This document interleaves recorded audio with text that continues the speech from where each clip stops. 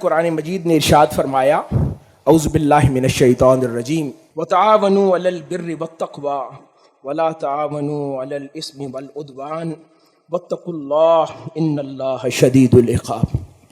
یہ وہ ہے کہ نیکی کے کاموں میں مدد کرو اور ظلم اور برائی کے کاموں میں ایک دوسرے کی مدد نہ کرو۔ اللہ پاک نے دیگر انسانوں کے حقوق ڈیفائن فرماتے ہوئے ارشاد فرمایا۔ اب ذرا دیکھتے ہیں کہ یہ تیسرا حق میدان کربلا میں دیگر انسانوں سے متعلق کیسے ادا ہوا۔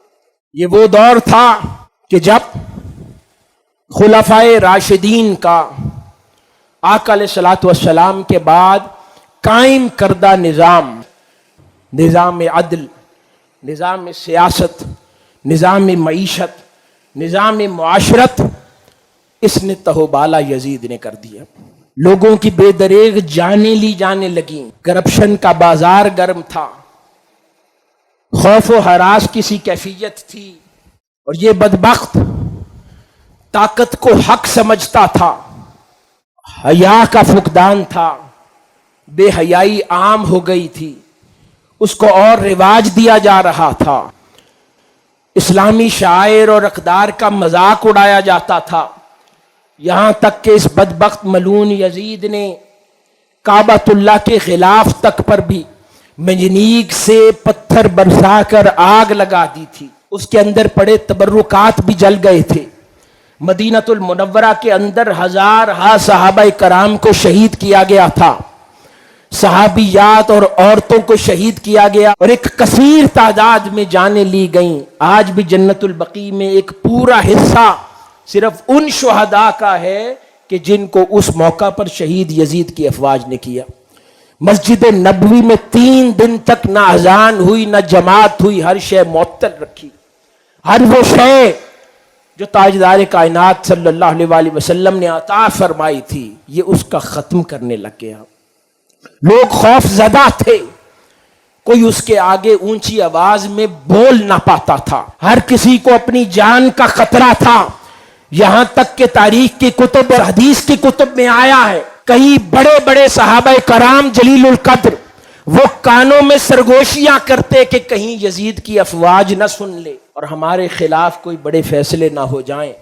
یوں خوف کا عالم تھا، کسی میں ہمت نہ تھی کہ یزید کے سامنے آواز بلند کر سکے۔ انہی حالات پر کسی شاعر نے کیا خوب کہا ہے کہ کھڑا ہے خاموش ہر کوئی یزید وقت کے آگے، کھڑا ہے خاموش ہر کوئی یزید وقت کے آگے، اب حسین ہی چلائے تو کوئی بات چلے۔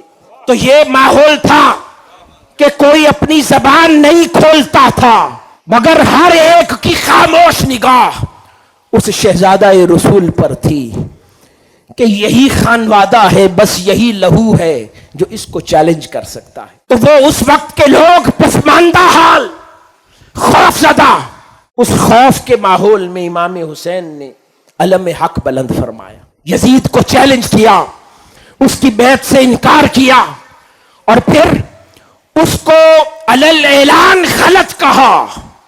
اسے کہا تم کرپٹ ہو، اسے کہا تم قاتل ہو، اسے کہا تم دین دشمن ہو، تم بے حیا ہو، تم اسلام کی اقدار کے ختم کرنے والے ہو۔